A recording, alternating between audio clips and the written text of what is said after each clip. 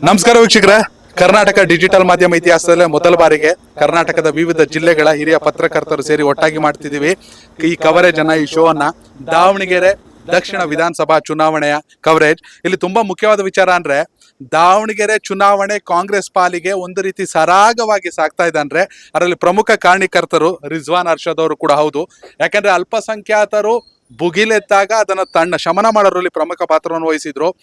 ಜೊತೆಗೆ ಕೆಪಿಸಿಸಿಯಲ್ಲಿ ಅತಿ ದೊಡ್ಡ ಜವಾಬ್ದಾರಿ ಶಿವಾಜಿನಗರದ ಶಾಸಕರಾಗಿರುವಂತಹ ರಿಜ್ವಾನ್ ಅರ್ಷದ್ ಅವ್ರು ನಮ್ಮ ಜೊತೆ ಇದ್ದಾರೆ. ಅವ್ರನ್ನೇ ಮಾತಾಡ್ತಾ ಹೋಗೋಣ, ಹೇಗೆ ಸಾಗ್ತಾ ಇದೆ ದಾವಣಗೆರೆ ದಕ್ಷಿಣ ಅಂತ. ಸರ್, ಮೊದಲನೇದಾಗಿ ವೆಲ್ಕಮ್ ಟು ಅವರ್ ಶೋ.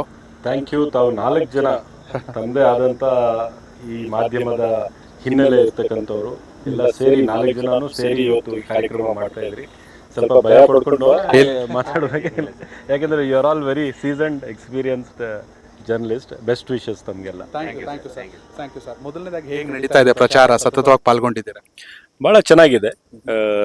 ನನಗೆ ಈಗ ಸಂಪೂರ್ಣ ವಿಶ್ವಾಸ ಇದೆ, ನಾವು ಈ ಬಾರಿ ಈ ಕ್ಷೇತ್ರದಲ್ಲಿ ಒಂದು ಒಳ್ಳೆಯ ಮಾರ್ಜಿನ್ ಇಂದ ಗೆಲ್ತೀವಿ ಅಂತಕ್ಕಂಥ ವಿಶ್ವಾಸ ನನಗಿದೆ. ಈಗ ಅಲ್ಪಸಂಖ್ಯಾತರು ಟಿಕೆಟ್ ಕೇಳಿದ್ರಲ್ಲಿ ಏನು ತಪ್ಪೇ ಇಲ್ಲ, ಆದರೆ ಸಹಜವಾಗಿ ಯಾರು ನಿಧನರು ಅಂದಾಗ ಅದು ಅವರ ಕುಟುಂಬಕ್ಕೆ ಟಿಕೆಟ್ ಕೊಡಬೇಕು. ಈ ಎಲ್ಲಾ ಭಿನ್ನಮತ, ಯಾಕಂದ್ರೆ ಕೊನೆ 3 ಗಂಟೆವರೆಗೂ ಕೂಡ ಕಾದ್ರು ಸಾದಿಕ್ ಪೈಲ್ವಾನ್ ಟಿಕೆಟ್ ವಾಪಸ್ ತಗೊಂಡಿರ್ಲಿಲ್ಲ. ಆ ಸಂದರ್ಭದಲ್ಲಿ ನೀವಾಗಿರ್ಬೋದು, ಅಭಿಷೇಕ್ ದತ್ತ ಆಗಿರ್ಬೋದು, ಸಲೀಂ ಅಹಮದ್ ಆಗಿರ್ಬೋದು, ಎಲ್ಲರೂ ಕೂಡ ಅತಿ ದೊಡ್ಡ ಜವಾಬ್ದಾರಿಯನ್ನ ಹೊತ್ಕೊಂಡು ಇಡೀ ಅಲ್ಪಸಂಖ್ಯಾತರನ್ನ ಒಟ್ಟಾಗಿ ತೆಗೆದುಕೊಂಡು ಹೋಗುವಂತ ಮಹಾನ್ ಕಾರ್ಯಕ್ಕೆ ಮುಂದಾಗಿದ್ದೀರಾ. ಎಲ್ಲವೂ ಹೇಗೆ ನಡೀತಾ ಇದೆ? ಚೆನ್ನಾಗಿದೆ. ಪಕ್ಷದ ಜವಾಬ್ದಾರಿ, ಪಕ್ಷ ಏನ್ ಹೇಳುತ್ತೆ ಅದನ್ನು ನಾವು ಸಾಧಿಸ್ತಕ್ಕಂಥ ನಮ್ಮ ಕರ್ತವ್ಯ. ಸೊ ಪಕ್ಷದಿಂದ ಸನ್ಮಾನ್ಯ ಮುಖ್ಯಮಂತ್ರಿಗಳು ಮತ್ತು ಉಪಮುಖ್ಯಮಂತ್ರಿಗಳು ಇಲ್ಲ, ನೀವು ಹೋಗಿ ಇಂಥ ಕೆಲಸ ಮಾಡಬೇಕು, ಮನವೊಲಿಸ್ಕೋಬೇಕು ಅಂತ ಹೇಳಿದರು. ನಾವು ಬಂದು ಸಾದಿಕ್ ಅವ್ರಿಗೆ ಮನವೊಲಿಸಿ ಅವ್ರಿಗೆ ಸಮಾಧಾನ ಮಾಡಿ ಪಕ್ಷಕ್ಕೆ ಮತ್ತೆ ಮರು ಸೇರ್ಪಡೆ ಮಾಡಿಸ್ಕೊಂಡು ಬೆಂಬಲವನ್ನು ಅವ್ರು ಸೂಚಿಸಿದ್ದಾರೆ. ಮತ್ತು 11 ಜನ ಬೇರೆ ಬೇರೆ ಪಕ್ಷೇತರ ಅಭ್ಯರ್ಥಿಗಳು ಕೂಡ ವಿಡ್ರಾ ಮಾಡಿಕೊಂಡ್ರು. ಸೊ ಹೀಗಾಗಿ ಭಾಳಷ್ಟು ಜನ ಯಾರ ಅಸಮಾಧಾನದಲ್ಲಿ ಸ್ವಲ್ಪ ಮನ್ಸು ನೋವು ಮಾಡ್ಕೊಂಡಿದ್ರು, ಅವ್ರಿಗೆಲ್ಲ ನಾವು ಮನವೊಲಿಸ್ಕೊಂಡು ಈಗೆಲ್ಲರೂ ಸೇರಿ ಒಟ್ಟಾಗಿ ಎಲೆಕ್ಷನ್ ಮಾಡ್ತಾ ಇದ್ದೀವಿ. ಸರ್, ಈಗ ಕಣದಲ್ಲಿ ಇನ್ನೂ ಕೆಲವೊಂದಿಷ್ಟು ಮುಸಲ್ಮಾನ ಅಭ್ಯರ್ಥಿಗಳಿದ್ದಾರೆ. ಅದರಲ್ಲಿ ಬೇರೆ ಬೇರೆ ಜಿಲ್ಲೆಯಿಂದ ಬಂದವರು ಇಲ್ಲಿ ನಾಮಿನೇಷನ್ ಹಾಕಿದ್ದಾರೆ. ನೀವು ಸಾದಿಕ್ ಪೈಲ್ವಾನ್ ಅವರನ್ನ, ನೀವು ಮತ್ತೆ ಸಲೀಂ ಅಹಮದ್ ಒಂದು ಸರ್ಪ್ರೈಸ್ ಆಪರೇಷನ್, ನಾಮಪತ್ರ ವಾಪಸ್ ತಗೊಳ್ಳಿಲ್ಲ, ಬಟ್ ಮಾರನೆಯ ದಿನ ನೀವು ಸಾದಿಕ್ ಪೈಲ್ವಾನ್ ಅವರನ್ನ ಸಿದ್ದರಾಮಯ್ಯನವರ ಹತ್ರ ಕರ್ಕೊಂಡು ಹೋದ್ರಿ. ಈ ಆಪರೇಷನ್ ಏನಿದೆ, ಇದು ಇನ್ ಗ್ರೌಂಡ್ ರಿಯಾಲಿಟಿ ಇದು ನಿಮಗೆ ಪೊಲಿಟಿಕಲಿ ಪ್ಲಸ್ ಆಗಿದೆಯಾ ಸರ್? ವೈಯಕ್ತಿಕವಾಗಿ ನಾವು ಕೆಲಸ ಮಾಡ್ಕೊಂಡು ಬಂದಿದ್ದೇವೆ. ನಿಶ್ಚಿತವಾಗ್ಲೂ ಪಕ್ಷದಲ್ಲೂ ಕೂಡ ಒಂದು ಕಾನ್ಫಿಡೆನ್ಸ್ ಬರುತ್ತಲ್ಲ, ಇವ್ರಿಗೆ ಒಂದು ಅವಕಾಶ ಕೊಟ್ಟಾಗ ಇವ್ರು ಸಾಧಿಸ್ತಾರಪ್ಪ, ಕೆಲಸ ಮಾಡ್ತಾರೆ, ನಾವು ಕೊಟ್ಟಿದ್ದ ಜವಾಬ್ದಾರಿಯನ್ನು ಇವರು ರೀತಿಯಲ್ಲಿ ನಿಭಾಯಿಸ್ತಾರೆ ಅಂತ ಪಕ್ಷಕ್ಕೆ ಕಾನ್ಫಿಡೆನ್ಸ್ ಬಂದಿದೆ.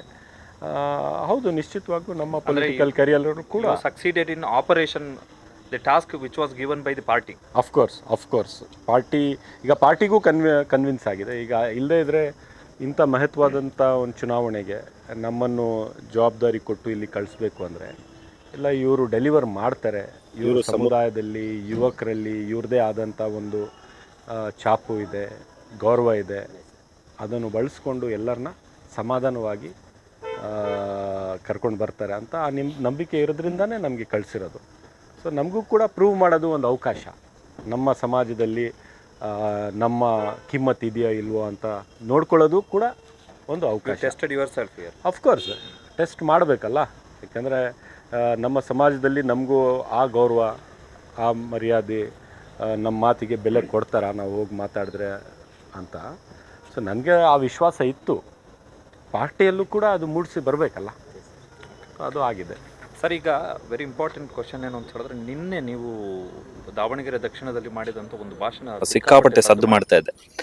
ಹೇಗೆ RSS ಮತ್ತು BJP from the very beginning of ಅವರ ಐಡಿಯಾಲಜಿಕಲ್ ಪಾರ್ಟಿಂದ ಹಿಡಿದು ಹೇಗೆ ಮುಸಲ್ಮಾನರ ವಿರುದ್ಧ RSS ಮತ್ತು BJP ಕೆಲಸ ಮಾಡ್ತು, ಯಾಕೆ ಈಗ ಈ ಬಾರಿ ಮುಸಲ್ಮಾನರು ಯಾವುದೇ ಕಾರಣಕ್ಕೂ BJPಯನ್ನ ಅಥವಾ ಅಸಮಾಧಾನದ ಕಾರಣಕ್ಕೋಸ್ಕರ ಯಾಕೆ ಅದಕ್ಕೆ ಮತ ಹಾಕಬಾರ್ದು ಅಂತೇಳಿ ಒಂದು ಸಿಕ್ಕಾಪಟ್ಟೆ ನೀವು ಮಾಡಿರುವಂಥ ಭಾಷಣ ವೈರಲ್ ಆಗಿದೆ. ಅದ್ರ ಬಗ್ಗೆ ಹೇಳಿ ಸರ್. ನಾನು ಇಷ್ಟೇ ರಿಮೈಂಡ್ ಮಾಡಿದ್ದೆ, ನಮ್ಮ ಸಮಾಜ ಎಂದಿಗೂ ಕೋಮುವಾದಂಥ ಭಾವನೆ ಇಟ್ಕೊಂಡು ವೋಟ್ ಹಾಕಿದವ್ರಲ್ಲ. ನಾವು ಎಂದಿಗೂ ಸಮಾಜವನ್ನು ಒಗ್ಗೂಡಿಸ್ತಕ್ಕಂಥವ್ರು ಯಾರಪ್ಪ, ಎಲ್ಲರಿಗೂ ವಿಶ್ವಾಸ ತೊಗೊಂಡು ಹೋಗೋರು ಯಾರು, ಎಲ್ಲರಿಗೂ ಒಂದು ಸಮಾನವಾಗಿ ನೋಡಬೇಕು. ನಾವು ಅಲ್ಪಸಂಖ್ಯಾತರಾದರೂ ನಮ್ಮನ್ನು ಸೆಕೆಂಡ್ ದರ್ಜೆಯ ನಾಗರಿಕರ ಅಂತ ಬಿ ಜೆ ಪಿಯನ್ನು ನಮಗೆ ಬಿಂಬಿಸ್ತದೋ ಅಥವಾ ನಾವು ಸಮಾಜದ ವಿರುದ್ಧವಾದಂಥ ಒಂದು ಶಕ್ತಿ ಅಂತ ಬಿ ಜೆ ಪಿ ಸಂಘ ಪರಿವಾರವರು ನಮ್ಮನ್ನು ಯಾವ ರೀತಿ ನೋಡ್ತಾರೋ, ಕಾಡಿಸ್ತಾರೋ, ಸೊ ದ್ವೇಷಿಸ್ತಾರೋ, ಅಂಥ ಒಂದು ಸಂದರ್ಭದಲ್ಲಿ ನಾವು ಒಗ್ಗೂಡಿಸ್ಕೊಂಡು ತಗೊಂಡು ಹೋಗ್ತಕ್ಕಂಥ ಪಕ್ಷ ಯಾವುದು? ಕಾಂಗ್ರೆಸ್. ಆ ವಿಚಾರಧಾರೆ ಯಾವುದು? ಕಾಂಗ್ರೆಸ್ ವಿಚಾರಧಾರೆ. ಸೊ ಇಂಥ ವಿಚಾರಧಾರೆಯನ್ನು ನಾವು ಎತ್ತಿಡ್ಕೊಂಡು ಹೋಗಬೇಕು. ನಮ್ಮ ಸಮುದಾಯಕ್ಕೆ ಹೌದು ಟಿಕೆಟ್ ಕೇಳಿದ್ದು ನಮ್ಮ ಅಧಿಕಾರ ಇತ್ತು, ಕೇಳಿದ್ದೀವಿ. ಕೊಡದೇ ಇದ್ದಾಗ ನೋವು ಕೂಡ ಆಗಿರ್ತಕ್ಕಂಥದ್ದು ಸಹಜ. ಸೊ ನೋವು ಆದಾಗ ಸ್ವಲ್ಪ ಬೇಜಾರು ಮಾಡ್ಕೊಳ್ಳೋದು ಅದು ಪ್ರಕೃತಿಯ ಒಂದು ನಿಯಮನೇ. ಅದು ಮನುಷ್ಯರಲ್ಲಿ ಆ ಭಾವನೆ ಬಂದೇ ಬರುತ್ತೆ. ಆದರೂ ಸಹ ಕೆಲವೊಮ್ಮೆ ನಮಗೆ ಹಿನ್ನಡೆ ಆಯಿತು ಅಂತಲೂ ತಿಳ್ಕೊಂಡ್ರೂ ಸಹ ಅಟ್ ದಿ ಲಾರ್ಜರ್ ಇಂಟ್ರೆಸ್ಟ್, ಸಮಾಜದ ಒಂದು ದೃಷ್ಟಿಯಿಂದ, ದೇಶದ ಐಕ್ಯತೆಯ ದೃಷ್ಟಿಯಿಂದ ಇಂಥ ಮೂಲಭೂತವಾದಂಥ ಕೋಮುವಾದಿ ಪಕ್ಷಕ್ಕೆ ನಮ್ಮಿಂದ ಸಹಾಯ ಆಗಬೇಕಾ ಅಂತ ನಾವು ಮಾತಾಡಬೇಕಲ್ಲ. ಸೊ ಅದನ್ನು ಮಾತಾಡಿದ್ದೇನೆ. ಅದ್ರ ಪ್ರತಿಕ್ರಿಯೆ ಏನು ಅಂತ ನೀವು ನಮ್ಮ ಸಮಾಜದಲ್ಲಿ ಕೇಳ್ಬೋದು.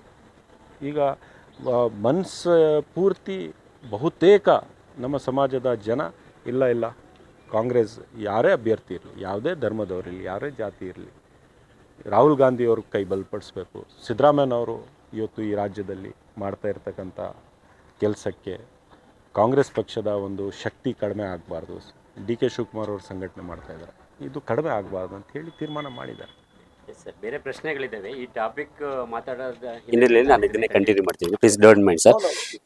ಸೊ ಗೊತ್ತಿದೆ ಸರ್, ಈ ಒಂದು ಚುನಾವಣೆಯಲ್ಲಿ ಟಿಕೆಟ್ ಬೇಕು ಅನ್ನುವಂಥ ವಿಚಾರದಲ್ಲಿ ಮುಸ್ಲಿಂ ಸಮುದಾಯ ಪಟ್ಟಣ ಹಿಡಿದಿತ್ತು. ಸೊ ಕೊನೆಗೆ ಸಮರ್ಥ ಅವರಿಗೆ ಟಿಕೆಟ್ ಆಯಿತು. ಇದೀಗ ಓಕೆ, ನಾವು ಎಲೆಕ್ಷನ್ ಅಂತ ಸಂದರ್ಭದಲ್ಲಿ ಈ ಜಾತಿ ಧರ್ಮ ಬರಬಾರ್ದು ಅಂತೀವಿ, ಬಟ್ ಓಪನ್ ಸೀಕ್ರೆಟ್ ಬಂದೇ ಬರುತ್ತೆ ಸರ್ ಅದು. ಸೊ ಈ ಚುನಾವಣೆ ಮುಸ್ಲಿಂ ಕಮ್ಯುನಿಟಿ ಮೇಲೆ ಡಿಪೆಂಡ್ ಆಗಿದೆಯಾ? ಅವರೇ ಈ ಚುನಾವಣೆಯನ್ನು ನಿರ್ಧಾರ ಮಾಡ್ತಾರೆ ಅನ್ನೋವಂಥ ಅಭಿಪ್ರಾಯ ನಿಮಗಿದೆಯಾ ಸರ್? ನೋಡಿ, ಯಾವುದೇ ಒಂದು ಚುನಾವಣೆ ಒಂದೇ ಒಂದು ಸಮುದಾಯಕ್ಕೆ, ಒಂದೇ ಒಂದು ವರ್ಗಕ್ಕೆ ಸೀಮಿತವಾದಂಥ ಚುನಾವಣೆ ಆಗಕ್ಕೆ ಸಾಧ್ಯ ಇಲ್ಲ. ಹೌದು, ಮುಸ್ಲಿಂ ಜನಸಂಖ್ಯೆ ಒಂದು ಒಳ್ಳೆ ದೊಡ್ಡ ಸಂಖ್ಯೆಯಲ್ಲಿ ಇರೋದ್ರಿಂದ ಅವರ ತೀರ್ಮಾನದ ಬಗ್ಗೆ ಸ್ವಲ್ಪ ಜಾಸ್ತಿ ಚರ್ಚೆ ಆಗುತ್ತೆ, ಜಾಸ್ತಿ ಮಹತ್ವ ಇರುತ್ತೆ. ಸೊ ಇವತ್ತಿನ ಈ ಚುನಾವಣೆಯಲ್ಲಿ ಎಲ್ಲರೂ ಆ ಕಡೆ ನೋಡ್ತಾ ಇದ್ದಾರೆ. ಯಾಕಂದರೆ ಅಂಥ ಒಂದು ವಾತಾವರಣ ಸೃಷ್ಟಿ ಆಗಿದೆ. ಕೆಲವರು 3-4-5 ತಿಂಗಳಿನಿಂದ ಆ ವಾತಾವರಣ ಸೃಷ್ಟಿ ಮಾಡಿದರು. ಕೆಲವರು ಈಗ ಉದ್ದೇಶಪೂರ್ವಕವಾಗಿ ಅಂಥ ವಾತಾವರಣ ಸೃಷ್ಟಿ ಮಾಡಿದ್ದಾರೆ. ಮತ್ತು ಕೆಲವರು ಇಲ್ಲ, ಈ ಮತವನ್ನು ಬ್ರೇಕ್ ಮಾಡಿ ಇದಕ್ಕೆ ತುಂಡವಾಗಿ ಒಂದು ಇದು ಮಾಡಿ ನಾವು ಬಿ ಜೆ ಪಿಗೆ ಗೆಲ್ಲಿಸ್ಬಿಡ್ಬೇಕು ಅಂತಲೂ ಕೆಲವರು ಪ್ರಯತ್ನ ಮಾಡ್ತಾಯಿದ್ದಾರೆ. ಬಿ ಜೆ ಪಿನೂ ಯಾವುದೋ ಒಂದು ದೊಡ್ಡ ಆಸೆ ಇಟ್ಕೊಂಡು ಇತ್ತಪ್ಪ ಇವರೆಲ್ಲ ಡಿವೈಡ್ ಆಗೋಗಿದ್ರೆ ನಾವು ಗೆಲ್ತೀವಿ ಅಂತ ಆ ಆಸೆಯಲ್ಲಿದ್ದಾರೆ. ಇಲ್ಲಾಂದರೆ ಅವ್ರಿಗೆ ಬಿ ಜೆ ಪಿಗೂ ಇಲ್ಲಿ ಗೆಲ್ಲೋದು ಶಕ್ತಿ ಇಲ್ಲ.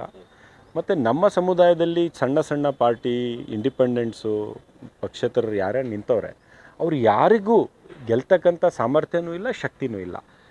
ಅವರು ನೇರವಾಗಿ ಬಿ ಜೆ ಪಿ ಪರ ಕೆಲಸ ಮಾಡ್ದಂಗೆ ಅವ್ರು ಮಾಡ್ತಾ ಇರ್ತಕ್ಕಂಥದ್ದು. ಸೊ ಇಂಥ ಒಂದು ಸಂದರ್ಭದಲ್ಲಿ ಬಹುಶಃ ಜನ ಭಾಳ ಪ್ರಜ್ಞೆಯಿಂದ ಯೋಚನೆ ಮಾಡಿ ದೂರಾಲೋಚನೆ ಇಟ್ಕೊಂಡು ವೋಟ್ ಹಾಕ್ತಾರೆ. ಆ ಪ್ರಯತ್ನ ನಾವು ಮಾಡಿದ್ದೇವೆ ಅಂತ ನನಗೆ. ಅಸಮಾಧಾನ ಅಂತ ಏನು ಹೇಳ್ತಿದ್ರು ಸರ್, ಅದು ಶಮನ ಆಯ್ತಾ? ಶಮನವಾಗಿದೆ. ಅದಕ್ಕೆ ಇವತ್ತು ನಮಗೆ ಜನ ಬೆಂಬಲ ನೀವು ನೋಡ್ಬೋದು. ಬಹುತೇಕ ಜನರು ಹೊರಗೆ ಬಂದು ಕಾಂಗ್ರೆಸ್ ಪಕ್ಷವನ್ನು ಬೆಂಬಲಿಸ್ತಾ ಇರ್ತಕ್ಕಂಥದ್ದು. ನನ್ನ ಜೊತೆಗೆ ಬನ್ನಿ ಒಳಗಡೆ ನಡ್ಕೊಂಡು ಹೋಗೋಣ, ನೋಡಿ ಹೇಗೆ ಸಾಮಾನ್ಯ ಜನರು ಆಚೆ ಬಂದು. It's a reality, you are saying. It's a reality. And Congress ಪರವಾದಂಥ ಒಂದು ಗುಡ್ವಿಲ್ ಇದೆ, ಜನರಲ್ಲಿ ಗುಡ್ವಿಲ್ ಇದೆ. ವಿಶೇಷವಾಗಿ ಅಲ್ಪಸಂಖ್ಯಾತರಲ್ಲಿ, ದಲಿತ ಸಮುದಾಯದಲ್ಲಿ, SC ST ಸಮುದಾಯದಲ್ಲಿ, ಅತಿ ಹಿಂದುಳಿದ ವರ್ಗದಲ್ಲಿ, ಅತಿ ಬಡವರಲ್ಲಿ, ಯಾವುದೇ ಜಾತಿಯಲ್ಲಿ, ಲಿಂಗಾಯತರಲ್ಲಿ, ಒಕ್ಕಲಿಗರಲ್ಲಿ ಬಡವರಿದಾರಲ್ಲ, ಆ ಬಡವರಲ್ಲಿ ಕಾಂಗ್ರೆಸ್ ಪರವಾದಂಥ ಒಂದು ಕಾಳಜಿ ಅವ್ರಿಗೆ, ಕಾಂಗ್ರೆಸ್ಗೆ ಇದೆಪ್ಪ ನಮ್ಮ ಪರವಾಗಿ ಇದೆ ಅಂತ ಒಂದು ಸ್ಪಷ್ಟವಾದಂಥ ಸಂದೇಶ ಇದೆ. ಅದು ಬಿ ಜೆ ಪಿ ಬಗ್ಗೆ ಇಲ್ಲ. ಯಾವುದೇ ಅವರ ಕಾರ್ಯಕ್ರಮ ಇಷ್ಟು ಸಂಚಲನ ಮೂಡಿಲ್ಲ, ಇಷ್ಟು ಮಟ್ಟಕ್ಕೆ ಬಡವರಿಗೆ ಮುಟ್ಟಲೂ ಇಲ್ಲ. ಕಾಂಗ್ರೆಸ್ ಕಾರ್ಯಕ್ರಮ ಮುಟ್ಟಿರ್ತಕ್ಕಂಥದ್ದು. ಸೊ ಈಗ ಏನೇ ಆಗಲಿ, ವಿಶೇಷವಾಗಿ ಮಹಿಳೆಯರು ನಾನು ಹೋದರೆ ನಾವು ಯಾರೇ ಏನು ಹೇಳಿದ್ರು ಕಾಂಗ್ರೆಸ್ ವೋಟ್ ಹಾಕ್ತೀವಿ ಅಂತ ಹೇಳ್ತಾರೆ. ಆ ಮಟ್ಟಕ್ಕೆ ಅವ್ರಿಗೆ ಕಾಂಗ್ರೆಸ್ ಬಗ್ಗೆ ಒಂದು ಇದ್ದಿದೆ. ಇಲ್ಲಪ್ಪ, ನನಗೆ ನೋಡ್ಕೋತಾ ಇದ್ದಾರೆ, ಕನ್ಸರ್ನ್ ಇದೆ, ನಾವು ಶಕ್ತಿ ಕೊಡಬೇಕು ಅಂತ. ಸೊ ಅದೆಲ್ಲ ಒಂದು ವಾತಾವರಣ ನಿರ್ಮಾಣ ಮಾಡೋಕ್ಕೆ ಅದು ನಮಗೆ ಸಹಾಯ ಆಗಿದೆ ಅಂತ ನಾನು ಹೇಳಕ್ಕೆ ಬಯಸ್ತೇನೆ. ಎಲೆಕ್ಷನ್ಗೆ ಗ್ಯಾರಂಟಿ ಯೋಜನೆ ಎಷ್ಟು ಹೆಲ್ಪ್ ಆಗುತ್ತೆ? ಎಷ್ಟು ಹೆಲ್ಪ್ ಆಗುತ್ತೆ ಅಂತ ಹೇಳೋಕ್ಕಿಂತ ನಾನು ನಿಮಗೆ ಹೇಳಿದ್ನಲ್ಲ, ಒಂದು ಗುಡ್ ವಿಲ್ ಇದೆಯಲ್ಲ, ಈ ಬಡವರಲ್ಲಿ ಗುಡ್ ವಿಲ್, ಮಹಿಳೆಯರಲ್ಲಿ ಗುಡ್ ವಿಲ್, ಆ ಗುಡ್ ವಿಲ್ ಬಂದಿರೋದು ಈ ಯೋಜನೆಗಳಿಂದ ಮತ್ತು ನಮ್ಮ ಸಾಮಾಜಿಕ ನ್ಯಾಯದ ಕಾರ್ಯಕ್ರಮಗಳಿಂದ ಇದನ್ನು ಬಂದಿರ್ತಕ್ಕಂಥದ್ದು. ಸೊ ಇದನ್ನು ನಾನು ನೋಡಿದೆ ಗ್ಯಾರಂಟಿ ಗುಡ್ ವಿಲ್ ಅಂತಲೇ ಹೇಳ್ಬೋದು. ಅಥವಾ ನಮ್ಮ ಸಾಮಾಜಿಕ ನ್ಯಾಯದ ಕಾರ್ಯಕ್ರಮಗಳು ನಾವೇನು ಹಾಕ್ಕೊಂಡಿದ್ದೀವಿ ಹಲವಾರು ಬೇರೆ ಬೇರೆ ಬೇರೆ ಸಮುದಾಯಗಳಿಗೆ, ಆ ಗುಡ್ ವಿಲ್ ಅಂತ ಹೇಳ್ಬೋದು. ಮತ್ತು ಒಟ್ಟಾರೆ ನೀವು ಕಾಂಗ್ರೆಸ್ BJP ಅಂದರೆ ಇವತ್ತು ಜನಮಾನಸದಲ್ಲಿ ಏನಾಗೋಗಿದೆ, ಕಾಂಗ್ರೆಸ್ ಅಂದ ತಕ್ಷಣ ಬಡವರಿಗೆ, ಕಾಂಗ್ರೆಸ್ ಅಂದ ತಕ್ಷಣ ಯಾರಿಗೆ ಧ್ವನಿ ಇಲ್ಲ, ಶಕ್ತಿ ಇಲ್ಲ, ಅವ್ರ ಪರವಾಗಿ ನಿಲ್ತಾರಪ್ಪ. BJP ಅಂದರೆ ಪ್ರಬಲ ಶಕ್ತಿಗಳು, ಕಾರ್ಪೊರೇಟು, ದೊಡ್ಡ ಹಣವಂತರು, ಆ ಇದಕ್ಕೆ ಹೋಗ್ಬಿಟ್ಟಿದೆ ಅದು. ಅಂದ್ರೆ ಬಿಜೆಪಿ ಕೇವಲ ಅಂಬಾನಿ ಅದಾನಿಗೆ ಮಾತ್ರ ಸೀಮಿತ ಆಗಿದೆ ಅಂತ. ಅವ್ರ ಕಂಟ್ರೋಲಲ್ಲಿದೆ ಪಕ್ಷ. ಅವ್ರಿಗೆ ಸೀಮಿತ ಆಗಿದಾರೋ ಇಲ್ವೋ ಅಂತಕ್ಕಿಂತ ಅವರ ಕಂಟ್ರೋಲಲ್ಲಿದೆ. ಜಮೀರ್ ಅಹಮದ್ ಅವರ ಪ್ರೆಸ್ ಮೀಟ್ ಅನ್ನು ಇವತ್ತು ನೋಡಿದ್ವಿ. ಜಮೀರ್ ಅಹಮದ್ ಕೇವಲ ರಾಜ್ಯ ಅಲ್ಲ, ರಾಷ್ಟ್ರಕ್ಕೆ ಬೇಕಾಗಿರುವಂತ ನಾಯಕ ಕಾಂಗ್ರೆಸ್ ವಿಚಾರದಲ್ಲಿ. ಆದ್ರೆ ಈಗ ರಿಜ್ವಾನ್ ಅರ್ಷದ್ ಜಮೀರ್ ಅಹಮದ್ ಅವರ ನಂತರದಲ್ಲಿ ರಾಜ್ಯದಲ್ಲಿ ಅತಿ ದೊಡ್ಡ ಅಲ್ಪಸಂಖ್ಯಾತ ನಾಯಕರಾಗಿ ಗುರುತಿಸ್ಕೊಂಡಿದ್ದಾರೆ, ಜವಾಬ್ದಾರಿಯನ್ನು ಹೊತ್ಕೊಂಡಿದ್ದಾರೆ. ಜವಾಬ್ದಾರಿ ಭಾರ ಅನ್ನಿಸ್ತಿದ್ಯಾ, ಸೇವೆ ಅನ್ನಿಸ್ತಿದ್ಯಾ? ಅಲ್ಲ, ಜವಾಬ್ದಾರಿಗಿಂತ ನಮ್ಮ ಸಮುದಾಯ ನಮ್ಮ ಬಗ್ಗೆ ಇಟ್ಕೊಂಡಿರ್ತಕ್ಕಂಥ ಒಂದು ಪ್ರೀತಿ, ವಿಶ್ವಾಸ.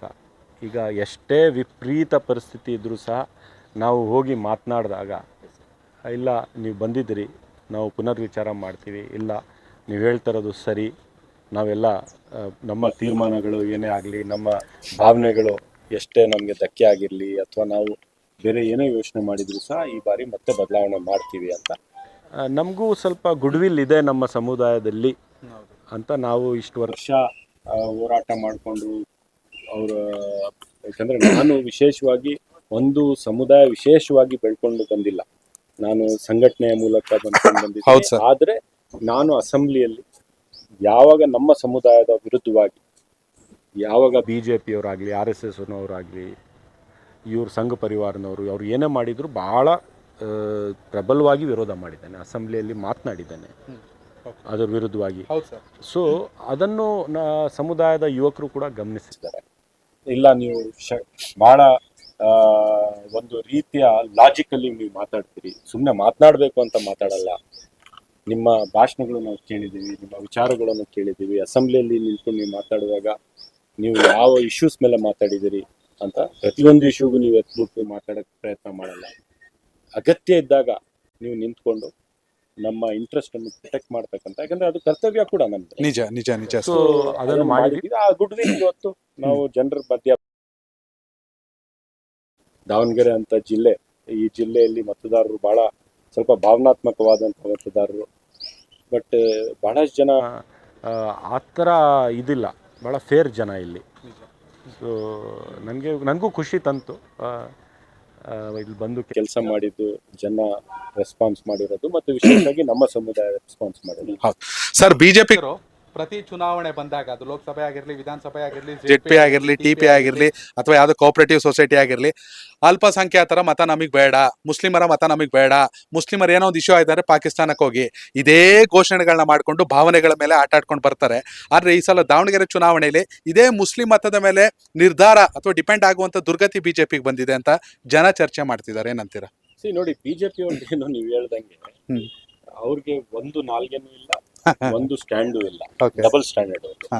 ಅವ್ರಿಗೆ ಬೇಕಾದಾಗ ದ್ವೇಷಿಸ್ತಾರೆ, ಅವ್ರಿಗೆ ಬೇಕಾದಾಗ ಗುರಿ ಮಾಡ್ತಾರೆ, ಅವ್ರಿಗೆ ಬೇಕಾದಾಗ ನಮ್ಮ ಯಾವ ಮಟ್ಟಕ್ಕೆ ತೊಂದರೆ ಕೊಡ್ತಾರೆ ಅಂದ್ರೆ ನಮ್ಮಲ್ಲಿ ಹಿಂಸೆ ಮಾಡೋದು, ನಮ್ಮನ್ನು ಟಾರ್ಚರ್ ಮಾಡೋದು, ಇಡೀ ಸಮುದಾಯವನ್ನು ನೀವು ಭಯೋತ್ಪಾದಕರು ಅಂತ ಬೇಕಾದರೂ ಹೇಳ್ಬಿಡ್ತಾರೆ.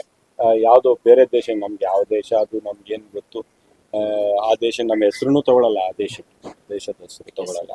ಸೊ ನಾನು ಒಂದ್ಸತಿ ಹೇಳಿದ್ದೆ ಇವ್ರಿಗೆ, ಯಾರೋ ದೊಡ್ಡ ಲೀಡರ್, ನೀವು ಪಾಕಿಸ್ತಾನಕ್ಕೆ ಹೋಗಿ ಅಂತ ಹೇಳಿದಾಗ, ನಿಮ್ಗೆ ಅಷ್ಟು ಶೌಕಿ ಇದ್ರೆ ನೀವು ಹೋಗಪ್ಪ, ಪದೇ ಪದೇ ಯಾಕೆ, ನಮ್ಗೆ ಅದೇನೋ ಅಂತ ಗೊತ್ತೂ ಇಲ್ಲ, ನಾವು ಹೋಗೋದು ಇಲ್ಲ, ನಮ್ಗೆ ಬೇಕಾಗಿಲ್ಲ. ಸೊ ಇವತ್ತೇನಾಗ್ಬಿಟ್ಟಿದೆ ಅವ್ರಿಗೆ, ಅವ್ರು ನೋಡಿ ಎಷ್ಟು ಅವಕಾಶವಾದಿಗಳು, ನಮ್ಮ ಮೇಲೆ ದ್ವೇಷ 9ನೇ ತಾರೀಕುವರೆಗೂ ನಿಲ್ಸ್ಬಿಟ್ಟವ್ರು. ನಮ್ಮ ಮೇಲೆ ಇರ್ತಕ್ಕಂಥ ಪ್ರಹಾರ ಎಲ್ಲ ನಿಂತ್ಬಿಟ್ಟು ಕದನ ವಿರಾಮ. ಕದನ ವಿರಾಮ. ಇಲ್ಲಾಂದ್ರೆ ಬೆಳಗ್ಗಾದ್ರೆ ಅವ್ರಿಗೆ ಮುಸಲ್ಮಾನರನ್ನ ಬೈದೇ ಇದ್ರೆ, ಕಾಡದೇ ಇದ್ರೆ, ವಿಷ ಹಾಕದೇ ಇದ್ರೆ ಸೊಸೈಟಿಯಲ್ಲಿ, ಸಮಾಜದಲ್ಲಿ ಅವ್ರಿಗೆ ಊಟನೇ ಜೀರ್ಣ ಆಗಲ್ಲ, ಮೋಸ್ಟ್ಲಿ ನಿದ್ರೆ ಬರೋದಿಲ್ಲ, ನಿದ್ರೆನೇ ಬರಲ್ಲ ಬಿಜೆಪಿ ಅವ್ರಿಗೆ. ನಮ್ಗೆ ಬೈದೇ ಇದ್ರೆ ಒಂದು ವೇಳೆ ಈ ದೇಶದಲ್ಲಿ ಅಲ್ಪಸಂಖ್ಯಾತರು ಇಲ್ಲ ಅಂದ್ರೆ ಬಿಜೆಪಿಯ ಅಸ್ತಿತ್ವನೇ ಇಲ್ಲ. ಯಾಕಂದ್ರೆ ಅವ್ರ ಅಸ್ತಿತ್ವನೇ ನಮ್ಮ ಮೇಲೆ ದ್ವೇಷಿಸಿ ಅವ್ರ ಅಸ್ತಿತ್ವವನ್ನು ಸೃಷ್ಟಿ ಮಾಡ್ಕೊಂಡಿದ್ದಾರೆ. ಸೊ ಈಗ 9ನೇ ತಾರೀಕು ಮಾತಾಡ್ತಾ ಇಲ್ಲ, ಚುಪ್ ಅಂತ. ಯಾಕಂದ್ರೆ ಹೇಗಾದ್ರೂ ಮಾಡಿ ಅವ್ರು ಡಿವೈಡ್ ಆಗ್ಲಿ, ನಾವು ಬಡ್ದು ಬಿಡೋಣ ಅಂತ. ಸರ್, ಈಗ ಈ ಎಲೆಕ್ಷನ್ ಸೇರಿದಂತೆ ಈ ಕರ್ನಾಟಕದಲ್ಲಿ ನಡೀತಾ ಇರುವಂತಹ ಎಲ್ಲ ಎಲೆಕ್ಷನ್ಗಳಲ್ಲೂ ಕಾಂಗ್ರೆಸ್ನ ಮುಸಲ್ಮಾನ ವೋಟ್ ಬ್ಯಾಂಕ್ ಏನಿದೆ ಅದನ್ನ ಸ್ಪ್ಲಿಟ್ ಮಾಡ್ಲಿಕ್ಕೆ ಬಳಸ್ಕೊಳ್ತಾ ಇರುವಂತ ಒಂದು ಅಸ್ತ್ರ SDPI ಎನ್ನುವಂಥದ್ದು ರಾಜಕೀಯವಾಗಿ ಜನಜನಿತ ವಿಚಾರ. ಸೊ ನಿಮಗೆ ಈಗ ದಾವಣಗೆರೆ ದಕ್ಷಿಣದಲ್ಲಿ ಈ ಬಾರಿ SDPI ಕಾಂಗ್ರೆಸ್ಗೆ ಪೊಲಿಟಿಕಲ್ ಥ್ರೆಟ್ ಆಗಿ ಏನಾದ್ರು ಕಾಣಿಸ್ತಾ ಇದೆಯಾ ಸರ್? ನಿಮ್ಮ ಓಡಾಟದ ಇಷ್ಟು ದಿನಗಳ ಪ್ರಚಾರ, ನಿಮ್ಮ ರಣತಂತ್ರಗಳು, ಕಾರ್ಯತಂತ್ರಗಳ ಹಿನ್ನೆಲೆಯಲ್ಲಿ ನೋಡೋದಾದ್ರೆ ಅವರು ಅವರ ಪ್ರಜಾಪ್ರಭುತ್ವದಲ್ಲಿ ಅಧಿಕಾರ ಇದೆ, ಅವರು ನಿಂತ್ಕೊಳ್ಳಿ, ನಮ್ಗೇನು ಇದಿಲ್ಲ. ಆದ್ರೆ ಇಲ್ಲಿ ಅವ್ರದ್ದು ಬೇಸ್ ಇರ್ಲಿಲ್ಲ, ಅವ್ರಿಗೆ ಇಲ್ಲಿ ಕಾರ್ಯಕರ್ತರು, ಅವ್ರಿಗೆ ಇಲ್ಲಿ ಅಭ್ಯರ್ಥಿನೂ ಇಲ್ಲ. ಇಲ್ಲಿ ನಡೀತಾ ಇರ್ತಕ್ಕಂಥ ನೇರ ಫೈಟ್ ಕಾಂಗ್ರೆಸ್ ಮತ್ತೆ ಬಿಜೆಪಿ. ಇವ್ರು ಅಭ್ಯರ್ಥಿ ಇಲ್ಲದೆ ಎಲ್ಲಿಂದನೋ ಬೇರೆ ಜಿಲ್ಲೆಯಿಂದ ಕರ್ಕೊಂಡು ಬಂದು ಅಭ್ಯರ್ಥಿನ ನಿಲ್ಲಿಸ್ಕೊಂಡು, ಕಾರ್ಯಕರ್ತರು ಇಲ್ಲ ಅಂತ ಬೇರೆ ಜಿಲ್ಲೆಯಿಂದ ಕರ್ಕೊಂಡು ಬಂದು ಕಾರ್ಯಕರ್ತರನ್ನ ಇಲ್ಲಿ ಠಿಕಾಣೆ ಓಡಿಸಿ ಚುನಾವಣೆ ಮಾಡ್ತಾ ಇದ್ದಾರೆ. ಆಯ್ತು, ಮಾಡಿ, ನೋ ಪ್ರಾಬ್ಲಮ್, ಅದರಲ್ಲೂ ತಪ್ಪೇನಿಲ್ಲ. ಆಚೆ ಬೇರೆ ಜಿಲ್ಲೆಯಿಂದ ಬಂದು ನಿಲ್ಬಾರ್ದು ಅಂತನೂ ಇಲ್ಲ. ಆದರೆ ನಿಮ್ಮ ಇದರಿಂದ ನಿಮ್ಗೆ ಸಿಗ್ಬೇಕಂತ ಲಾಭ ಏನು? What are you getting out of this? ಅಂದ್ರೆ ಬಿಜೆಪಿ ಗೆಲ್ಬಹುದು, ನೀವು ಜಾಸ್ತಿ ಓಟ್ ತಗೋಬಿಟ್ರೆ ಅದು ತಗೊಳಕ್ ಸಾಧ್ಯನೇ ಇಲ್ಲ, ನೀವು ಫಲಿತಾಂಶ ನೋಡ್ಬೋದು. ಆದ್ರೆ ಎಂಡ್ ರಿಸಲ್ಟ್ ಏನು? ಅವ್ರು ನಿಲ್ತಿರ್ತಕ್ಕಂಥದ್ದು ಅವ್ರಂತೂ ಗೆಲ್ಲಕ್ಕಾಗಲ್ಲ. ಬಟ್ ಯಾರು ಗೆಲ್ಸಕ್ ನಿಂತಿದ್ದೀರಿ ಅಂತ ನಾವು ಸ್ಪ್ಲಿಟ್ ಮಾಡಕ್ಕೋಸ್ಕರನೇ ನಿಲ್ಲಿಸ್ತಾ ಇದ್ದಾರೆ. ಸೊ ಅದಕ್ಕೆ ಎಲ್ಲರಿಗೂ ಗೊತ್ತಿರ್ತಕ್ಕಂಥದ್ದಲ್ಲ, ಬೇಸಿಕ್ ಕಾಮನ್ ಸೆನ್ಸ್ ಅಲ್ವಾ ಅದು. ಸ್ಪ್ಲಿಟ್ ಮಾಡೋದಕ್ಕೆ ನಿಂತಿದ್ದಾರೆ. ಸ್ಪ್ಲಿಟ್ ಆದ್ರೆ ಯಾರ್ದು ಲಾಭ? ಬಿಜೆಪಿ ಲಾಭ. ಮತ್ತೆ ಬಿಜೆಪಿ ಇವ್ರಿಗೆ ಬೈತದೆ, ಅವರು ಬಿಜೆಪಿಗೆ ಬೈತಾರೆ. ಇದು ಹೆಂಗಿದೆ? ಅವ್ರವರು ಒಂದಕ್ಕೊಂದು ಬೈಕೊಂಡು ಇದು ಮಾಡ್ತಾರೆ, ರಾಜಕಾರಣ ಮಾಡ್ತಾರೆ. ಇಲ್ಲಿ ಬಂದು ಚುನಾವಣೆ ನಿಂತು ಸ್ಪ್ಲಿಟ್ ಆದ್ರೆ ಬಿಜೆಪಿಗೆ ಸಹಾಯನೂ ಆಗುತ್ತೆ. ಸೊ ಅದಕ್ಕೆ ನಾನು ಅದನ್ನು ಎಕ್ಸ್ಪೋಸ್ ಮಾಡಿದ್ದೆ. ಅದು ಸ್ವಲ್ಪ ಅವ್ರಿಗೆ ಬೇಜಾರಾಗಿರ್ಬೋದು. ನಿಜ ಹೇಳಿದ್ರೆ ಯಾರಿಗಾದ್ರೂ ಬೇಜಾರಾಗಲಿ, ನಾನೇನು ಮಾಡೋಕ್ಕಾಗಲ್ಲ. ಸರ್, ನೀವು ವಿಧಾನಸಭೆಯಲ್ಲಿ ಮೊನ್ನೆ ಬಜೆಟ್ ಮೇಲೆ ಚರ್ಚೆ ಮಾಡುವಂಥ ಸಂದರ್ಭದಲ್ಲಿ, ಬಜೆಟ್ನ ಬಗ್ಗೆ ಮಾತಾಡುವಂಥ ಸಂದರ್ಭದಲ್ಲಿ ಹೇಳಿದ್ರಿ, ಬಿಜೆಪಿಯವರು ಸಿದ್ದರಾಮಯ್ಯನವರು ಬಜೆಟ್ ಮಂಡಿಸಿದ ಬಳಿಕ ಒಂದು ಪೋಸ್ಟ್ ಬಿಟ್ಟರು, ಇದು ಸಾಬ್ರ ಬಜೆಟ್, ಇದು ಬ್ರದರ್ಸ್ ಅಂದ್ರೆ targeting your community, Muslim community ಅಂತ. ಸೊ ಅದೇ ಪಕ್ಷ ಈಗ ನಿಮಗೆ ಯಾರು ಬ್ರದರ್ಸ್ ಅಂತ ಹೇಳಿ ಬಿಜೆಪಿ ಅವರು ಹೇಳ್ತಾ ಇದ್ರು, ಈಗ ಅವರಿಗೆ ಸೇಮ್ ಕಮ್ಯುನಿಟಿಗೆ ಬ್ರದರ್ಸ್ ಆಗ್ಬಿಟ್ಟಿದೆಯಲ್ಲ. ಇಲ್ಲ, ನಾವೇನು, ನಮ್ಮ ಅಪೇಕ್ಷೆ ಏನು ಅಂದ್ರೆ ಎಲ್ಲರೂ ಬ್ರದರ್ಸ್ ಆಗಿ ನಡೆಸಬೇಕು ನಮ್ಮ ಅಪೇಕ್ಷೆ. ಬಟ್ ಬಿಜೆಪಿ ಅವ್ರಿಗೆ ಏನಾಗಿದೆ, ಅವ್ರ ಒಂದು ಸಿದ್ಧಾಂತಕ್ಕೆ ನಮ್ಮವರು, ಅದು ಮನುವಾದದ ಸಿದ್ಧಾಂತ. ಆ ಸಿದ್ಧಾಂತದಲ್ಲಿ ಈ ಚತುರ್ವರ್ಣ ಸಿಸ್ಟಮ್ ಅಲ್ಲಿ ಕೆಳಗಡೆ ಇರ್ತಕ್ಕಂಥ ಯಾವುದು ಜಾತಿಗಳು ಅಂತ ಅವ್ರು ಮಾಡ್ಕೊಂಡಿದ್ದಾರೆ. ಅಂಥ ಜಾತಿಗೂ ಅವರು ಅಂಥ ಇದಕ್ಕೂ ಕೂಡ ಅವರು ಏನು ಕಿಮ್ಮತ್ತು ಕೊಡೋದಿಲ್ಲ.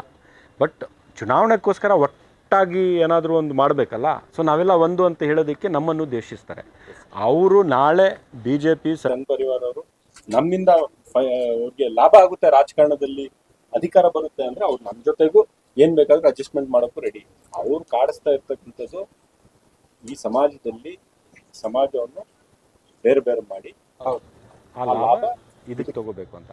ಸೊ ಬಟ್ ಯಾವ ಮಟ್ಟಕ್ಕೆ ಹೋಗ್ತಾ ಇದ್ದಾರೆ ಅಂದರೆ, ಮನುಷ್ಯತ್ವವನ್ನು ಮರೆತು, ಅಂದರೆ ನಾವು ಮನುಷ್ಯರು ಅಂತ ಅವರು ಅದನ್ನು ಮರೆತು ಬಿಟ್ಟವ್ರೆ ರಾಜಕಾರಣಕ್ಕೋಸ್ಕರ.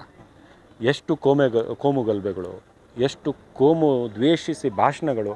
ನಾವು ಒಂದೇ ಒಂದು ಏನಾದರೂ ನಮ್ಮ ಬಾಯಿಂದ ತಪ್ಪು ಬಂದ್ಬಿಟ್ರೆ ನಮಗೆ ರಾತ್ರಿ ನಿದ್ರೆ ಬರೋದು. ಹಿಜಾಬು, ಹಲಾಲು, ಹಿಂದೂ ಜಾತ್ರೆಗಳಲ್ಲಿ ಮುಸ್ಲಿಮರು ವ್ಯಾಪಾರ ಮಾಡಬಾರ್ದು, ಇದೇ ಮಾಡ್ಕೊಂಡು ಬಂದಿದ್ದಲ್ಲ ಅವರು. ಅದೇ ಮಾಡ್ಕೊಂಡಿರೋದಲ್ಲ. ಹಿಜಾಬ್, ಮಹಿಳೆಯರು ಹಿಜಾಬ್ ಹಾಕ್ಕೊಂಡು ಒಂದು ಹುಡುಗಿ ಸ್ಕೂಲ್ಗೆ ಹೋದ್ರೆ ನಿನ್ಗೆ ಏನಪ್ಪ ಕಾಲೇಜಲ್ಲಿ ಬೇರೆ ಪಕ್ಕದಲ್ಲಿ ಕೂತ್ಕೊಂಡಿರೋರ್ಗೆ ಏನು ಸಮಸ್ಯೆ ಅಲ್ವಾ? ಅವಳು ಬರ್ತಾಳೆ, ಅವಳು ವಿದ್ಯೆ ಪಡ್ಕೊಂಡು ಹೋಗ್ತಾಳೆ. ಈಗ ರಿಸರ್ವೇಷನ್ ಎಲ್ಲರಿಗೂ ಸಿಕ್ಕಿದೆ, ನಮಗೂ ಆ್ಯಸ್ ಎ ಬ್ಯಾಕ್ವರ್ಡ್, ನಮ್ಮ ಶೈಕ್ಷಣಿಕವಾಗಿ ಆರ್ಥಿಕವಾಗಿ ಹಿಂದುಳಿದ ಇದ್ದೀವಿ ಅಂತ ಹೇಳಿ ನಮಗೂ ಅದನ್ನು ಸಿಕ್ಕಿದೆ. ನಿಮಗೇನು ತೊಂದರೆ? ಈಗ ಒಬ್ಬ ಇಲ್ಲಿ ನಮ್ಮಲ್ಲಿ ಇರ್ತಕ್ಕಂಥ ನಮ್ಮ ಸಂಸ್ಕೃತಿ ನೋಡಿ ಎಷ್ಟು ಸೌಹಾರ್ದತೆ ಇತ್ತು ಅಂದರೆ, ಒಂದು ಉರುಸ್ ನಡೆದ್ರೆ, ಯಾವುದಾದ್ರು ದರ್ಗಾ ಉರುಸ್ ನಡೆದ್ರೆ ಎಲ್ಲ ಜಾತಿಯ ಬಡವರು ಅಲ್ಲಿ ಬಂದು ವ್ಯಾಪಾರ ಮಾಡ್ತಾರೆ. ಒಂದು ದೇವಸ್ಥಾನ ಅಲ್ಲಿ ಜಾತ್ರೆ ನಡೆದ್ರೆ ಎಲ್ಲ ಜಾತಿಯ ಜನ ಹೋಗಿ ಅಲ್ಲಿ ವ್ಯಾಪಾರ ಮಾಡ್ತಾರೆ. ಅಷ್ಟರ ಮಟ್ಟಕ್ಕೆ ಒಂದು ಇರ್ತಕ್ಕಂಥ ಒಂದು ಅನ್ಯೋನ್ಯತೆ ನಮ್ಮಲ್ಲಿ, ಮತ್ತು ಇರ್ತಕ್ಕಂಥ ಒಂದು ಸೌಹಾರ್ದತೆ, ಅದನ್ನು ಕೆಡಿಸ್ಬಿಟ್ರು. ನೀವು ಇಲ್ಲಿ ಬರೋಂಗಿಲ್ಲ, ನೀವು ಅಲ್ಲಿ ಹೋಗಂಗಿಲ್ಲ, ನಮ್ಮ ಧರ್ಮದ, ನಮ್ಮ ಸಮುದಾಯದ, ನೀವು ಬೇರೆ ನಾವು ಬೇರೆ, ಇವರೆಲ್ಲ ದೇಶ ಕಟ್ಟವ್ರ? ಇದು ದ್ವೇಷ ಇಟ್ಕೊಂಡವರು ದೇಶ ಕಟ್ಟಕ್ಕೆ ಸಾಧ್ಯನೇ ಇಲ್ವಲ್ಲ. ಹೌದು. ಸೊ ಅದನ್ನು ಬಿ ಜೆ ಪಿಯವರು ಮಾಡ್ತಾ ಇರ್ತಕ್ಕಂಥದ್ದು. 9ನೇ ತಾರೀಕುವರೆಗೂ ಮಾಡ್ಕೋಬಾರ್ದು, ಆ ಥರ ಮಾಡಬಾರ್ದು ಅಂತ ಮಾತಾಡ್ಕೊಂಡಿದ್ದಾರೆ. ಆದರೂ ಇವತ್ತೇನು ಯತ್ನಾಳ್ ಹೇಳಿದಾರಂತೆ, ನಾನು ಮುಂದಿನ ಮುಖ್ಯಮಂತ್ರಿ ಆಗ್ತೀನಿ ಅಂತ ಯತ್ನಾಳ್ ಹೇಳಿ, ಯತ್ನಾಳ್ ಮುಖ್ಯಮಂತ್ರಿ ಆದರೆ ಬುಲ್ಡೋಸರ್ ತೊಗೊಂಡು ಮಸೀದಿಗೆ ಹೊಡಿತೀನಿ ಅಂತ ಏನೇನೋ ಹೇಳಿದಾರಂತೆ. ಆದರೆ ನಾನು ನಿಮ್ಮ ಮುಖಾಂತರ ಹೇಳ್ತೀನಿ ಯತ್ನಾಳ್ ಅವ್ರಿಗೆ, ನಿಮ್ಮ ಜೀವನೆಲ್ಲ ನೀವು 5 ಸತಿ ಜನ್ಮ ತೊಗೊಂಡ್ರು ನೀವು ಈ ರಾಜ್ಯದ ಮುಖ್ಯಮಂತ್ರಿ ಆಗೋಕ್ಕೆ ಸಾಧ್ಯ ಇಲ್ಲ. ಯಾಕಂದರೆ ಈ ರಾಜ್ಯದಲ್ಲಿ ಬಸವಣ್ಣರವರ ತತ್ವದ ಮೇಲೆ ನಂಬಿಕೆ ಇಟ್ಟಿರ್ತಕ್ಕಂಥ ಜನ, ಬಸವಣ್ಣದ ತತ್ವದ ಮೇಲೆ ನಂಬಿಕೆ ಇಟ್ಕೊಂಡಿರೋರು ಜನ ಯತ್ನಾಳ್ ಅಂತವ್ರಿಗೆ ಅವ್ರ ಜೀವನದಲ್ಲಿ ಮುಖ್ಯಮಂತ್ರಿ ಆಗೋಕ್ಕೆ ಸಿದ್ಧಾಂತನ ಒಪ್ಕೊಳ್ಳೋದಿಲ್ಲ. ಬಸವಣ್ಣ ತತ್ವ ಮತ್ತು ಯತ್ನಾಳ್ ತತ್ವ ಭಾಳ ಬೇರೆ ಬೇರೆ ಇದೆಯಲ್ಲ, ತದ್ವಿರುದ್ಧವಾಗಿದೆ. ಅವರು ಜಾತಿ ಧರ್ಮ ಏನಾದರೂ ಹೇಳ್ಕೋಬಹುದು, ಬಟ್ ಬಸವಣ್ಣ ಒಂದು ಜಾತಿಗೆ ಧರ್ಮಕ್ಕೆ ಸೀಮಿತವಾದಂಥವ್ರ, ಎಲ್ಲರಿಗೂ ಸಂದೇಶ ಕೊಟ್ಟಿರ್ತಕ್ಕಂಥವ್ರು. ಎಸ್ ಸರ್, ನೀವು ಹೇಳ್ತಾ ಇದ್ರಿ ಸರ್, BJPಗೆ ಯಾವುದೇ ಸಿದ್ಧಾಂತ ಇಲ್ಲ, ಐಡಿಯಾಲಜಿ ಇಲ್ಲ ಅಂತ ಹೇಳ್ಕೊಂಡು. ಸೊ ಓಕೆ, ಕಾಂಗ್ರೆಸ್ ಸರ್ ಯಾವ ಐಡಿಯಾಲಜಿನ ಇಟ್ಕೊಂಡು, ಯಾವ ಸಿದ್ಧಾಂತನ ಇಟ್ಕೊಂಡು ಈ ಚುನಾವಣೆಯನ್ನು ಎದುರಿಸ್ತಾ ಇದ್ದಾರೆ? ಪ್ರತಿಯೊಂದು ಚುನಾವಣೆ ನಮ್ಮ ಸಿದ್ಧಾಂತ, ನಮ್ಮ ಐಡಿಯಾಲಜಿ ಸಂವಿಧಾನನೇ ನಮ್ಮ ಸಿದ್ಧಾಂತ. ಸಂವಿಧಾನದಲ್ಲಿ ಏನೇನಿದೆ ಅದರ ಮೇಲೆ ವಿಶ್ವಾಸ ಇಟ್ಕೊಂಡಿರ್ತಕ್ಕಂಥವ್ರು ನಾವು. ಅದನ್ನೇ ಈಡೇರಿಸೋಕ್ಕೆ ನಾವು ಪ್ರಯತ್ನಗಳು ಮಾಡೋದು ಅಧಿಕಾರಕ್ಕೆ ಬಂದರೆ. ಸೊ BJP ಸಂವಿಧಾನದ ವಿರುದ್ಧವಾಗಿ ಮನುವಾದವನ್ನು ಒಪ್ಕೊಂಡಿರ್ತಕ್ಕಂಥ BJP ಮತ್ತು RSS ಅವರ ಸಿದ್ಧಾಂತ. ಮನುವಾದದಲ್ಲಿ ಜನರನ್ನು ಬೇರೆ ಬೇರೆ ಮಾಡಿ ಎಕ್ಸ್ಕ್ಲೂಸಿವ್, ಅದು ಸಂವಿಧಾನದಲ್ಲಿ ಇನ್ಕ್ಲೂಸಿವ್. ಮನುವಾದದಲ್ಲಿ ಸಮಾನತೆ ಇಲ್ಲ, ಅಸಮಾನತೆ. ಸಂವಿಧಾನದಲ್ಲಿ ಸಮಾನತೆ, ನಾವೆಲ್ಲರೂ ಒಂದೇ, ಯಾವುದೇ ಜಾತಿ, ಯಾವುದೇ ಧರ್ಮ, ಯಾವುದೇ ನೀವು ಬಡವರಾಗಲಿ ಶ್ರೀಮಂತರಾಗಲಿ, ಯಾವುದೇ ಹಿನ್ನೆಲೆ ನಿಮಗಿರಲಿ, ನಾವೆಲ್ಲ ಒಂದೇ. ದಿಸ್ ಇಸ್ ಸಂವಿಧಾನ. ಸೊ ಭಾಳ ವ್ಯತ್ಯಾಸ ಇದೆ, ಗಜಾಂತರದ ವ್ಯತ್ಯಾಸ. ಕಾಂಗ್ರೆಸ್ ಐಡಿಯಾಲಜಿಗೆ BJP ಐಡಿಯಾಲಜಿಗೆ ಅಷ್ಟು ವ್ಯತ್ಯಾಸ ಇದೆ. ಅದಕ್ಕೋಸ್ಕರ ನಮ್ಮ ಸ್ಟೇಜ್ ನೀವು ಬಂದು ನೋಡಿ, ಪ್ರತಿಯೊಂದು ಜಾತಿ ಧರ್ಮದ ನಾಯಕರು, ಕಾರ್ಯಕರ್ತರು ಎಲ್ಲರೂ ನಮ್ಮ ಸ್ಟೇಜ್ ಮೇಲೆ ಇರ್ತಾರೆ. ಅವರು ನಾವು ಈ ಜಾತಿ, ನಾವು ಈ ಧರ್ಮ, ಆ ಧರ್ಮ ಸರಿ ಇಲ್ಲ, ಈ ಧರ್ಮ ಸರಿ ಇಲ್ಲ, ಯಾವುದೋ 4 ಒಳ್ಳೇದು ಮಾತು ಹೇಳಿದಾರ BJPಯವರು. ಅವ್ರು ಹೋಗಿ ಅವ್ರ ಭಾಷಣಗಳು ಕೇಳಿ ಕೆಲವರು, ನಾವು ನಮ್ಮ ಪಕ್ಷಕ್ಕೆ ಅವ್ರ ಪಕ್ಷಕ್ಕೆ ಭಾಳ ದೊಡ್ಡ ವ್ಯತ್ಯಾಸ ಇದೆ. ಜನ ಅದಕ್ಕೆ ಕಾಂಗ್ರೆಸ್ಸನ್ನು ಉಳಿಸ್ಕೊಂಡು ಬಂದಿರೋದು, ಎಷ್ಟೇ ಇದಾಗಲಿ ಕಾಂಗ್ರೆಸ್ಸನ್ನು ಉಳಿಸ್ಕೊಂಡು ಬಂದಿರೋದು. BJPಯಿಂದ ಲಿಂಗಾಯತರಿಗೆ ಟಿಕೆಟ್ ಕೊಟ್ಟಿದ್ರೆ ಟಫ್ ಆಗದ ನಿಮಗೆ? ನನಗೆ ಆ ಥರ ಏನೂ ಅನಿಸೋದಿಲ್ಲ. ಕಾಂಗ್ರೆಸ್ಗೆ ಆದಂಥ ವೋಟ್ ಇದೆಯಲ್ಲ, ಅದು ಅಭ್ಯರ್ಥಿಯ ಜಾತಿ ಧರ್ಮ ನೋಡೋದಿಲ್ಲ. ಕಾಂಗ್ರೆಸ್ ಪಕ್ಷದ ಒಂದು ಆ ಪಕ್ಷದ ಕೆಲಸ, ಆ ಪಕ್ಷದಲ್ಲಿ ಏನು ಮಾಡ್ತಾಯಿದ್ದೀವಿ ನಾವು, ನಮ್ಮ ಸರ್ಕಾರ ಏನು ಮಾಡ್ತಾ ಇದೆ, ನಮ್ಮ ಸಿದ್ಧಾಂತ ಏನು, ಅದರ ಮೇಲೆ ವೋಟ್ ಬೀಳುತ್ತೆ. ಸೊ ಲಿಂಗಾಯತ್ ಸಮುದಾಯದವರು ಅತಿ ಹೆಚ್ಚಿನ ಸಂಖ್ಯೆಯಲ್ಲಿ 2023 ಚುನಾವಣೆಯಲ್ಲಿ ಕಾಂಗ್ರೆಸ್ ಪಕ್ಷಕ್ಕೆ ವೋಟ್ ಮಾಡಿದ್ದಾರೆ. ಅವರು ಮಾಡಿದಾರಲ್ಲ ನಮಗೆ. ಮತ್ತು ನಾವು ಯಾವ ಜಾತಿಗೆ ಧರ್ಮಕ್ಕೆ ಬಿಟ್ಟು ಚುನಾವಣೆ ಮಾಡೋರಲ್ಲ. ನಾವು ಎಲ್ಲರೂ ಒಟ್ಟಾರೆ ತೊಗೊಂಡು ಹೋಗಿದ್ದೀವಿ. ಇವತ್ತು ನಮ್ಮ ಪಕ್ಷದಲ್ಲಿ, ನಮ್ಮ ಸರ್ಕಾರದಲ್ಲಿ ಎಷ್ಟು ಜನ ಲಿಂಗಾಯತರು ಅಧಿಕಾರದಲ್ಲಿದ್ದಾರೆ. ಸೊ ಅವರು ಯಾವುದೇ ಪಕ್ಷದ ಅಭ್ಯರ್ಥಿ ಕೊಟ್ಟಿದ್ರೂ ಸಹ ಕಾಂಗ್ರೆಸ್ ಪಕ್ಷ ಹೋದ ಬಾರಿ ಅವ್ರು ಕೊಟ್ಟಿದ್ರಲ್ಲ, ಆದರೂ ನಾವು ಗೆದ್ದಿದ್ವಲ್ಲ. ಯಾರು ಗೆದ್ವಿ ಅವಾಗ? ಸರ್, ಈಗ ನೀವು ಆ್ಯಸ್ ಎ ಕಾಂಗ್ರೆಸ್ನ ಸಕ್ರಿಯ ಕಾರ್ಯಕರ್ತರಾಗಿ ಫ್ರಮ್ ರೂಟಿಂದ ಬಂದಂಥವ್ರು, MLC ಆದ್ರಿ, 2 ಸಲ MLA ಆಗಿ ಎಲೆಕ್ಟ್ ಆದ್ರಿ, ಲೋಕಸಭಾ ಎಲೆಕ್ಷನ್ಗೆ ಕಂಟೆಸ್ಟ್ ಮಾಡಿದ್ರಿ. ಈಗ ದಾವಣಗೆರೆ ದಕ್ಷಿಣದಲ್ಲಿ ನಡೆದಂಥ ಈ ಟಿಕೆಟ್ ಹಂಚಿಕೆಯ ವಿಚಾರಕ್ಕೆ ಬಂದಂಥ ಸಂದರ್ಭದಲ್ಲಿ ಕಾಂಗ್ರೆಸ್ಸು ಮುಸಲ್ಮಾನ ಸಮುದಾಯಕ್ಕೆ ಪೊಲಿಟಿಕಲ್ ಪ್ರಾತಿನಿಧ್ಯ ಏನು ಕೊಡಬೇಕಿತ್ತು ಅದನ್ನು ಕೊಟ್ಟಿದೆ ಅಂತ ಅನಿಸ್ತಾ ಇದೆಯಾ ಸರ್? ನೋಡಿ, ಈ ಒಂದು ಚುನಾವಣೆಯಲ್ಲಿ ಕೊಡದೇ ಇರಬಹುದು, ಕೊಡೋಕ್ಕೆ ಸಾಧ್ಯ ಆಗದೇ ಇರಬಹುದು. ಅದರಲ್ಲಿ ಕೆಲವು ನಮ್ಮ ತಪ್ಪು ಇದೆ. ನಾವು ಜಮೀರ್ ಅಹಮದ್ ಅವರು, ನಸೀರ್ ಅಹಮದ್ ಅವರು, ಸಲೀಂ ಅಹಮದ್ ಅವರು ನಾವೆಲ್ಲ ಕೂತ್ಕೊಂಡು, ತನ್ವೀರ್ ಸೇಠ್ ಅವರು ಎಲ್ಲರೂ ಕೂತ್ಕೊಂಡು ಸರಿಯಾಗಿ ಒಂದು ಮಲ್ಲಿಕಾರ್ಜುನ್ ಅವ್ರ ಜೊತೆ ಕಾನ್ಫಿಡೆನ್ಸ್ ತೊಗೊಂಡು ಮಾಡಿದರೆ ಸಿಗ್ಬೋದಿತ್ತು. ನಮ್ಮ ತಪ್ಪು ಕೂಡ ಇದೆ. ನಾವು ಒಂದು ಹಠ ಮಾಡ್ಕೊಂಡು ಕೊಟ್ಟರೆ ಅವ್ರಿಗೆ ಕೊಡಿ, ಇಲ್ಲಾಂದರೆ ಇಲ್ಲ ಅಂತ ಹೇಳ್ಕೊಂಡು ತಪ್ಪೋಗಿದೆ. ಆದರೆ ಅದನ್ನು ಮುಂದಿನ ದಿನಗಳಲ್ಲಿ ಸರಿ ಆಗುತ್ತೆ. ಆದರೆ ಇವತ್ತು ನೀವು ನೋಡಿ, ಬೇರೆ ಯಾವ ಪಕ್ಷ ನಮ್ಮ ಸಮುದಾಯಕ್ಕೆ ಪ್ರಾತಿನಿಧ್ಯ ಕೊಟ್ಟಿದೆ ಅಂತ ನೀವು ನೋಡಿ. ಯಾವ ಪಕ್ಷನೂ ಕೊಟ್ಟಿಲ್ವಲ್ಲ. ಏನು JDS ಅವ್ರು ಕೊಟ್ಟಿದ್ದಾರೆ? BJP ಅವ್ರು ಏನಾದ್ರು ಕೊಡ್ತಾರಾ? ಇಲ್ಲ. ಮತ್ತು ನಮ್ಮ ಸಮುದಾಯ ವಿಶೇಷವಾಗಿ ಕಾಂಗ್ರೆಸ್ ಪಕ್ಷಕ್ಕೆ ಸಹಾಯ ಮಾಡಿದೆ.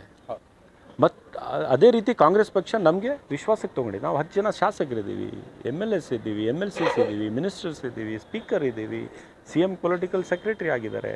ಸೊ ಏನಾಗಿದೆ ಅದನ್ನು ಕೂಡ ಸರಿಯೇ. ಎಲ್ಲೂ ತಪ್ಪೋಗಿದೆ, ಅಲ್ಲಾಗದೇ ಇರ್ಬೋದು, ಇನ್ನೊಂದು ಕಡೆ ಅದನ್ನು ಕಾಂಪನ್ಸೇಟ್ ಮಾಡ್ತಾರೆ.